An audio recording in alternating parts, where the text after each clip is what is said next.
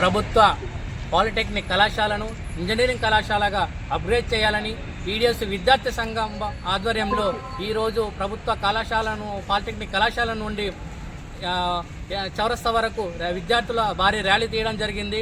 మేము పీడిఎస్ విద్యార్థి సంఘంగా నిజామాబాద్ జిల్లాకు చెందిన ఎమ్మెల్యేలకు ఎమ్మెల్సీలకు ఒకటే విజ్ఞప్తి చేస్తూ ఉన్నాము. వెంటనే ఇంజనీరింగ్ కళాశాలకు అప్గ్రేడ్ చేయాలని మేము డిమాండ్ చేస్తూ ఉన్నాము. గత 2 సంవత్సరాలుగా అనేక దఫాలుగా ఉద్యమం చేయడం జరిగింది. పీడిఎస్ విద్యార్థి సంఘంగా మంత్రులకు, ఎమ్మెల్యేలకు, అధికారులకు అందరికీ విన్నవించడం జరిగింది. ప్రతి ఒక్కరికి ఖచ్చితంగా మేము ఉన్నతీకరణ చెప్పడం జరిగింది. అదేవిధంగా నిజామాబాద్ జిల్లా పర్యటనలో సీఎం రేవంత్ రెడ్డి గారు కూడా ఖచ్చితంగా ఇంజనీరింగ్ కళాశాలను ఇస్తామని కూడా హామీ ఇవ్వడం జరిగింది. వెంటనే పీడిఎస్ విద్యార్థి సంఘంగా డిమాండ్ చేస్తున్నాము. వెంటనే ఉన్నతీకరించాల్సిందే ఇంజనీరింగ్ కళాశాల కానీ మేము కోరుతా ఉన్నాము.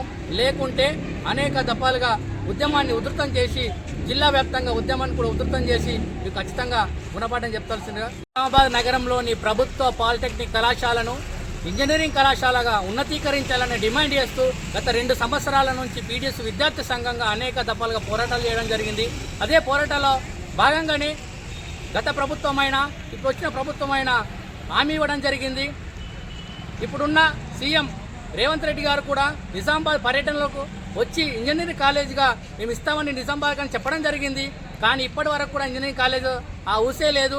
పీడిఎస్ విద్యార్థి సంఘ పోరాట ఫలితంగా మొన్నటికి మొన్న మంత్రివర్గ ఉపవర్గంలో ఖచ్చితంగా పాలిటెక్నిక్ కళాశాలను ఉన్నతీకరిస్తామని కూడా హామీ ఇవ్వడం జరిగింది.